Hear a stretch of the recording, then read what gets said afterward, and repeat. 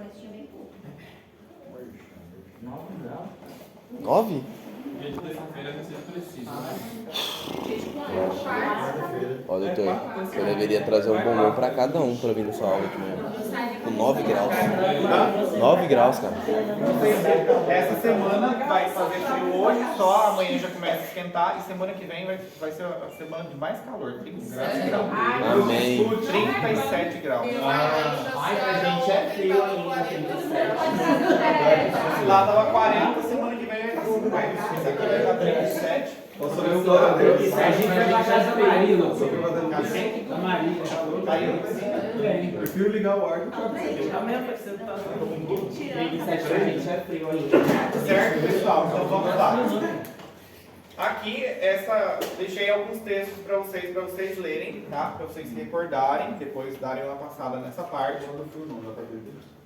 Certo? A literatura que eu estou utilizando aqui justamente com vocês é a do Pai da Fármaco, para a gente aqui. E nessa parte aqui, certo? Que a gente falou, reações adversas, agora a gente vai falar de forma geral deles, certo? Penicilina G e penicilina V.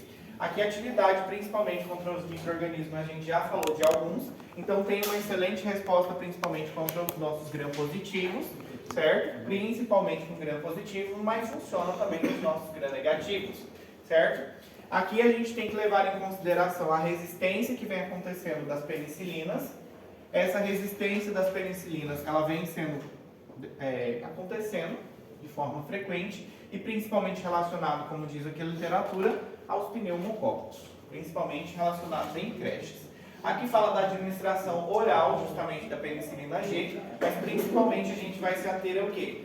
A parte não oral, mas sim IM e EV.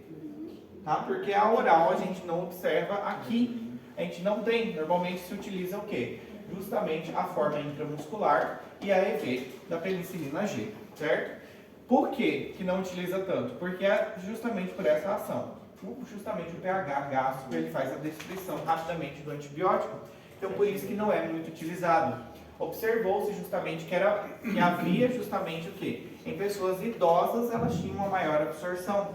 Por quê? Por causa da redução justamente da produção de ácido gástrico. Então em pacientes idosos era que tinha o quê? Um melhor resultado da penicilina G, certo? Agora sim, depois eles desenvolveram justamente a penicilina V, que é oral, e aqui sim ela tem uma excelente absorção justamente por via gastrointestinal. Mas algo que é muito importante a gente levar em consideração aqui é... Desculpa, você não desligou não? Algo que é muito importante a gente levar em consideração aqui, tá? É sobre a administração. Normalmente a gente faz antes ou pós dos alimentos. Como que a gente faz a administração? Pós? Seguros? Sim. Depende do antibiótico. Pode perguntar para os exercícios. Hã? Normalmente a gente faz depois e faz o quê? Dependendo de alguns que a gente vai falar justamente, a gente vai fazer antes ou a gente vai fazer depois. Só que tem que dar um espaço do alimento, mais ou menos 2 horas depois que você comeu, ou 30 minutos pelo menos que você comeu para fazer justamente a utilização. Mas aqui, justamente a administração parenteral da penicilina justamente G, foi o que eu falei para vocês, ela é intramuscular, ela gera justamente essa parte de depósitos, e é justamente a gente fala da probenicida, que foi tudo que eu já falei para vocês, somente para vocês recordarem. A distribuição dela, ela se distribui muito bem por todo o corpo, certo? A não ser na questão das nossas meninges, não se esquecer, que é ou em altas doses, quando elas estejam, ou seja, o líquido cefalorraquidiano, a barreira hematoencefálica, ou quando estiver inflamado diretamente, vai ter o quê? Uma maior passagem. 60% se ligam justamente às nossas proteínas albuminas, para serem o quê? Transportadas. A penetração do líquido foi o que a gente já disse. A excreção, completamente por quem? Pelos nossos rins, mas uma parte, mas muito pequena, pode ser excretada onde? Na bilis, certo? Mas aqui, sobretudo, principalmente nos rins de formas não metabolizadas, tá? Normalmente elas não são metabolizadas. E é aqui que a gente tem que ter um pouquinho de cuidado. Pacientes com anúria aumentam a meia-vida da penicilina G. Normalmente o quê? O seu valor normal de meia hora para 10 horas. Isso significa... O que seria anúria? Ausência de urina. O paciente não está Urinando. urinando, muito bem. Então a principal forma justamente de excretar, ou seja, sem metabolizar, é através do quê? Dos rins, certo? Então o paciente, se ele não está urinando, o valor normal, que meia hora ela já começa a ser excretada, vai para onde? Para mais ou menos 10 horas, permanece por muito mais tempo. Então, o E é- paciente com insuficiência renal não pode ser prescrito? Pode ser prescrito. Mas como que ele vai eliminar ele? Prescrito. Hã? Como que ele vai eliminar? Só que não. Pode ser prescrito, mas você tem que cuidar com a dose. Você vai dar uma dose habitual, tranquilo, sem problema. Só que você tem que ter noção que vai o quê? Ficar muito mais tempo no organismo. Você não vai poder sobrecarregar o seu paciente. Certo? Aqui, quando ela está, ou seja, quando a função renal está muito comprometida, o que acontece? Aí o fígado ele entra em ação. Só que em muito baixo o quê? De 7 a 10% justamente do antibiótico ele pode ser inativado por quem? Pelo nosso fígado. Muito baixa quantidade, certo? Inativado a cada hora. Cada hora vai sendo inativado 7 a 10%. Então aqui a gente tem que levar em consideração o quê? Essa questão do sistema renal do meu paciente, tá? A gente pode tratar, por exemplo, pacientes que apresentam falha renal e necessitam de dose alta de penicilinas, eles podem ser tratados adequadamente com o quê? Com doses mais baixas. Você não vai carregar o paciente também. E normalmente a gente utiliza qual para tratar o paciente? Penicilina G aquosa. Justamente qual que seria a aquosa? Qual? Cristalina? Cristalina, exatamente. Certo? A gente utiliza então diretamente a cristalina, certo? E aqui, dependendo do paciente, é preciso reajustar a dose do fármaco durante o quê? Também o processo de diálise, se ele precisar justamente fazer diálise e o período de recuperação progressiva da função renal. Então aqui a gente tem que tomar muito cuidado, também, tanto na questão da insuficiência renal, como se o paciente apresentar também uma insuficiência hepática. Mas isso não vale só para as penicilinas, isso vale o quê? Para todos os fármacos de forma geral, porque a principal forma justamente de excreção dos fármacos é o quê? Renal, certo? Principalmente renal. E quem faz o metabolismo?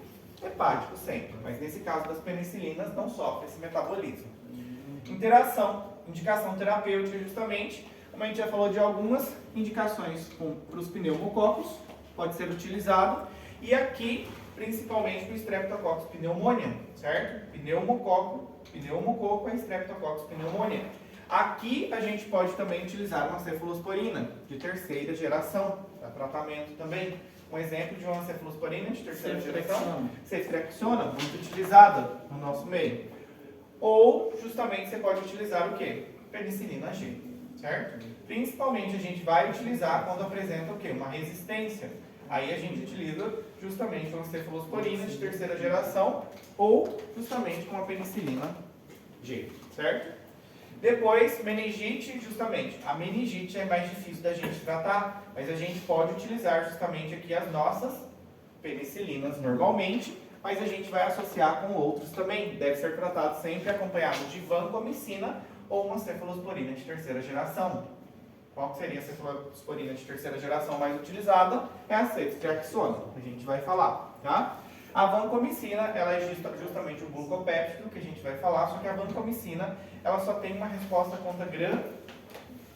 Qual gram? Gram positivo? Gram positivo, muito bem. A resposta justamente da vancomicina, ela é ideal para gram positivo. A gente vem utilizando o vanco, é um dos antibióticos mais potentes que a gente tem contra gram positivo. Então, quando o paciente está justamente com o pé lá, quase recebendo alta celestial, né? A gente vem utilizando o vanco e mais uma porrada de medicamentos. Genta, AMP, a gente vai carregando o paciente. Mas a vanco, a gente só encontra ela o quê? A nível hospitalar. Não é vendida justamente em farmácia. Geralmente até UTI, né? E normalmente em UTI. Oi? Ela é muito nefrotóxica. Também. Ela é Olha a aula da Valéria. Certo? E aqui o tratamento recomendado, tá? É normalmente o quê? De 20 a 24 milhões de unidades de penicilina G por dia. Por infusão intravenosa contínua, ou você faz a dose o quê? De forma fracionada administrada, em forma de injeção de cada 2 a 3 horas. Ou seja, de 4 a 6 horas, certo? Ou, dependendo do quadro do seu paciente, você é o médico que está avaliando, vai ver justamente a necessidade. Se você vai fazer de 2, ou de 3, ou de 4, ou de 6, ou de 8, você que vai avaliar. E normalmente o tratamento se estende o quê? Por 14 dias. Isso aqui em caso de uma meningite por Streptococcus pyogenes, certo? Já que infecções streptococásicas, no caso de Streptococcus pyogenes, normalmente o que a gente utiliza? O tratamento por via oral. Aqui fala justamente de quem? Da penicilina V, 500 mg a cada 6 horas durante 10 dias. Mas aqui a gente utiliza mais quem? Outra classe, não as penicilinas. A gente utiliza mais quem aqui? Amoxicilina? Amox, muito bem. Amox a gente vem utilizando com seus agregados. Normalmente ácido clavulânico, subactam também, tá? Aqui a gente não utiliza muito só essa penicilina V, que é por via oral. A gente vai utilizar outra classe que justamente é um dos aminos penicilinas, certo? E são utilizados com muita frequência aqui no tratamento de faringite streptococácica. E essa justamente, quando a gente faz o tratamento de forma correta, a gente está o quê? Reduzindo o risco desse paciente desenvolver futuramente ou uma febre reumática ou uma glomerulonefrite pós-streptococácica, que foi o que a gente falou agora em pouco. Existem outras situações que eles podem causar também, choque tóxico e fascite necrotizante. Fascite necrotizante antigamente o Streptococcus pyogenes também era conhecido como bactéria comedora de carne, porque justamente ela vem causando o quê? Ela vem causando necrose, por isso que a gente fala do fascite necrotizante, e em menos de 24 horas o paciente pode vir a óbito. E ela é fascite porque ela realmente vai produzindo necrose até da fáscia muscular. Então, por isso que aqui você precisa trabalhar com o cirurgião também, porque precisa fazer muito bem o quê? Processo de remoção. Fournier, geralmente? Fournier. A própria. Síndrome de Fournier. Exatamente. Tá?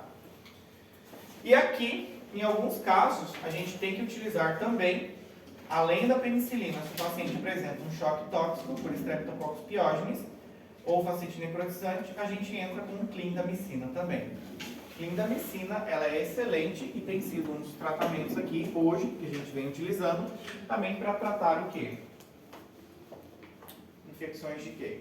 Pele também. De pele também, tá? Hoje em dia, antigamente a gente utilizava muito quem? Uma cefalosporina, por via oral. Qual que era? Amox? Não, cefalosporina. Cefalexina. Cefalexina, muito bem. A gente utilizava mais para pele. Hoje a gente já utiliza mais quem? Clindamicina, certo? Eles não funcionam muito clindamicina com metronidazol. Aí depende do quadro.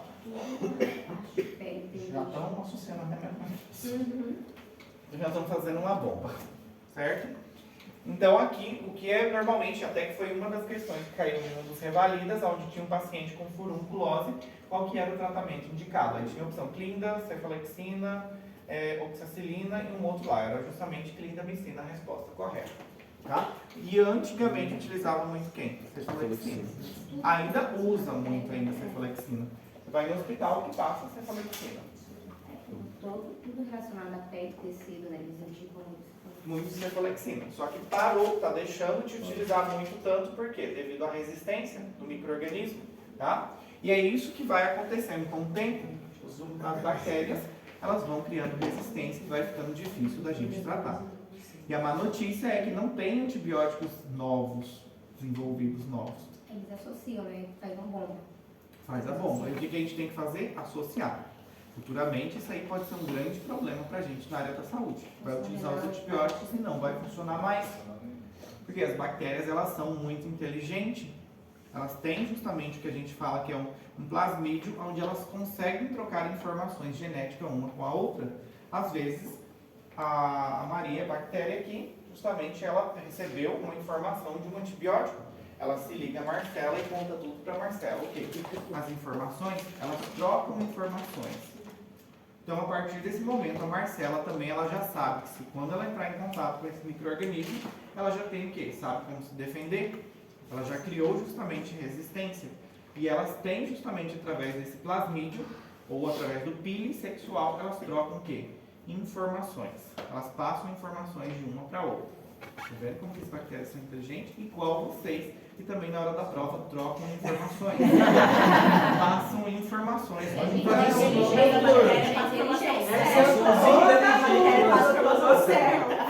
a cola passa pra você errada. Somos inteligentes. entendeu? Vocês também fazem o mesmo mecanismo. Errado não Entendi a piada. Errado não Entendi a piada. Não é, só não pode o quê? O antibiótico verde. O antibiótico só não pode ver, porque senão vai fazer o quê? Trocar o mecanismo. Aderir o mecanismo. Mas se o antibiótico ficasse quieto, Vai invalidar. Já O antibiótico vai invalidar a prova. Já tá resistente. Só que o o antibiótico problema... não para. O problema é que eu já conheço as bactérias que trocam informação. Então eu já coloco elas na frente, sabe? Já vou trocando elas de lugar, igual uma turma esses dias, com todos os que colam na frente. Um na frentinha assim do outro já. Que bullying. Foi esses aqui os que trocam informações. Muito Bem. bom. Hã? Muito boa essa pergunta. Certo? Seguimos. Então pode ser utilizado principalmente para infecções por estreptococcus, piógenes, principalmente a faringoamigdalite, certo? E aqui a gente tem que levar em consideração o quê? Que a gente pode utilizar, principalmente, como a gente falou aqui anteriormente, a nossa penicilina benzatínica, para justamente o quê? Streptococcus piógenes, ou seja, que vai durar por quanto tempo isso? A literatura fala que em média 26 dias, certo? Então a criança vai lá e justamente toma o quê? Uma injeçãozinha, um bumbum e pronto. Que dói muito, né? Professor, se o professor está fazendo um tratamento no hospital com essa endovenosa aí, como é que o professor faz? O professor disse assim que a gente tem que ir avaliando a dosagem no paciente, né? Como que faz essa avaliação, por exemplo, sabendo que ela pode mexer com o exame laboratorial? Como é que é clínico só? Por exemplo, você está fazendo lá um tratamento para uma pneumonia ou para uma situação mais complicada. Como é que faz essa avaliação, professor? É no dia a dia clínico?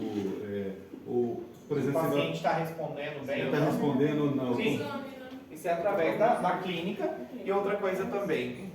É importante, quando eu falo para vocês o seguinte, vocês não vão se recordar disso aqui tudo na vida de vocês, mas o principal vocês têm que saber. Por exemplo, que quando eu passo altas doses, por exemplo, de penicilina G no meu paciente endovenoso, o que pode acontecer com ele? Ele apresentar uma hiperpotassemia. Então, às vezes eu tenho um paciente que já está complicado e ele está com o quê?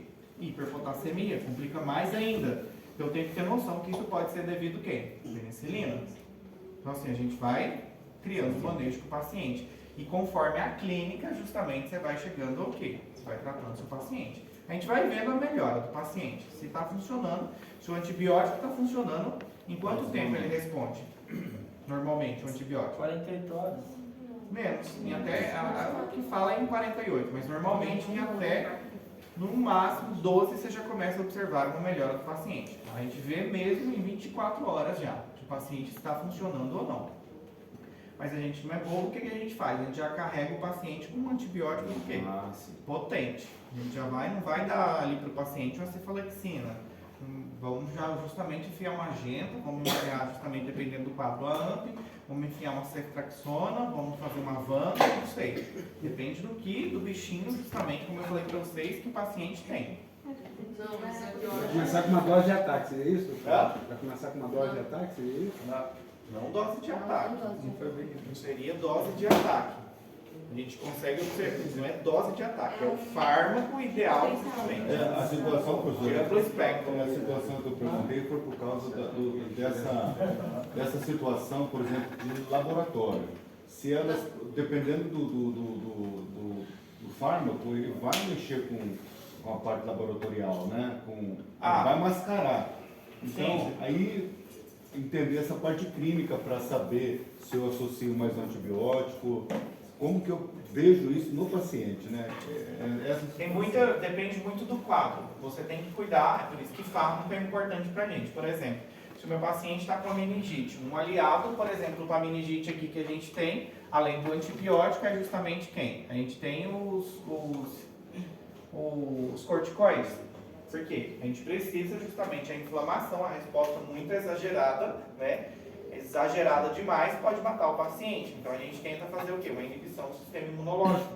Se eu pedir um hemograma do meu paciente, como é que vai ver o hemograma dele? Baixo. Automaticamente, ele está curado?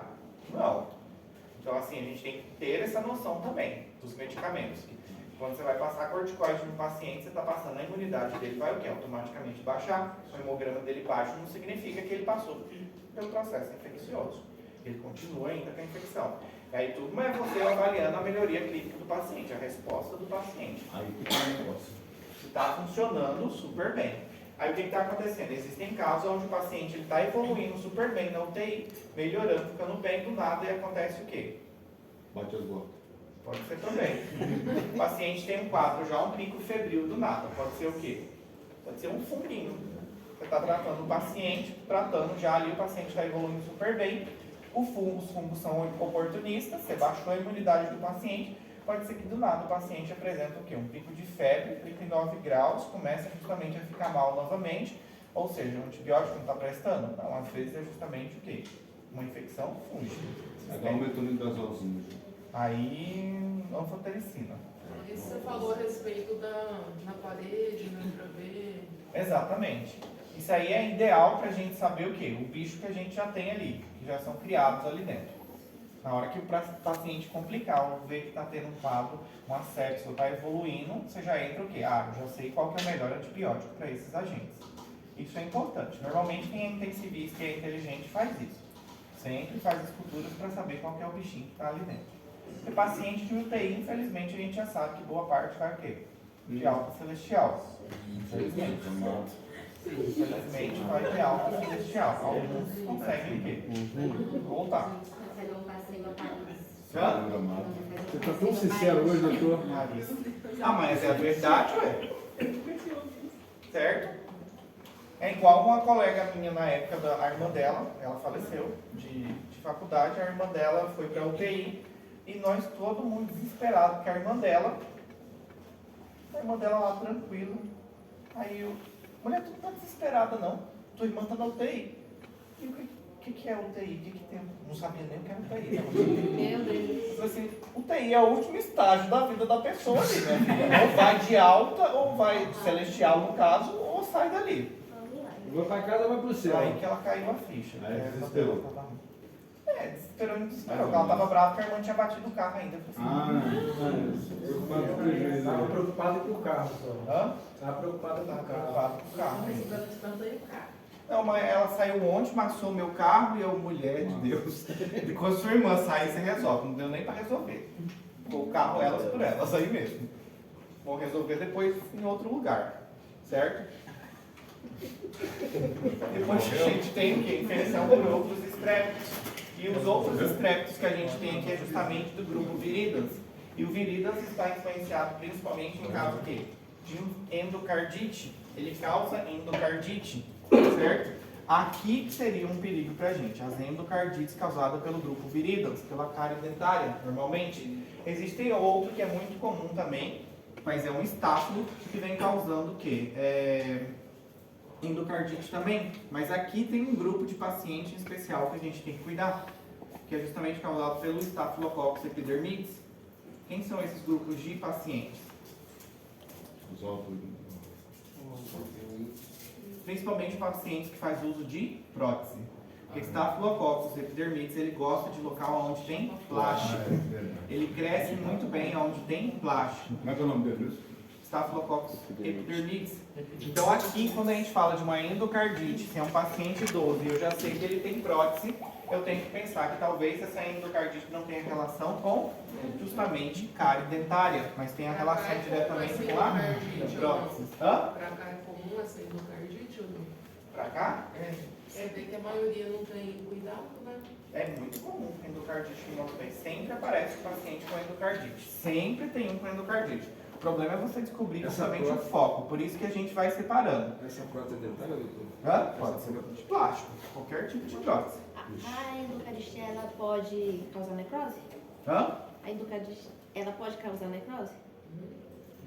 Sabe por que a minha pergunta? Porque teve uma mulher da minha cidade que ela teve um arranhão de arame na perna. Ela pegou um plástico de arroz, enrolou nessa perna, enrolou um pano em cima e esse negócio complicou que estava virando barro a perna dela. Pra cozinhar ela ficar cozida um pouco. Ajudar as nairóbias. É, exatamente. Por isso que eu perguntei. Ah, e aí? Aí ela teve que amputar. Amputar. Mas aí pode ser uma fascite necrotizante. Justamente isso que aconteceu. Talvez por isso que teve que amputar. Porque justamente o Streptococcus pyogenes ele causa justamente fascite necrotizante. Como você falou, foi virando tipo barro, não é que foi justamente causando uma necrose, é o que ela faz. Quando ela justamente atinge a parte muscular e fáscia, ela começa a liberar toxinas e essas toxinas vão causando o quê? Morte. E automaticamente necrosa tudo. E aí, claro, tem que trabalhar quem? Cirurgião e clínico. Se o clínico falar, eu dou conta, aí é a briga feia entre cirurgião e clínico.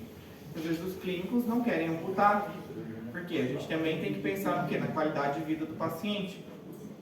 E aí, se é um paciente que, claro, todos nós utilizamos as pernas, né, para trabalhar. Mas de repente o único trabalho é uma modelo, por exemplo, é as pernas. Como é que vai fazer? Lascou. Aí lascou tudo, né? Complicou tudo. Então a gente tem que ver também que vai afetar o quê? Psicológico também. Não é a mesma coisa, a pessoa aprender justamente a utilizar uma prótese. É muito difícil também. A gente tem que avaliar toda essa questão também. Certo? Certo? Por hoje é só. Por hoje é só. Então, isso é semana que vem. Combinado? Foi?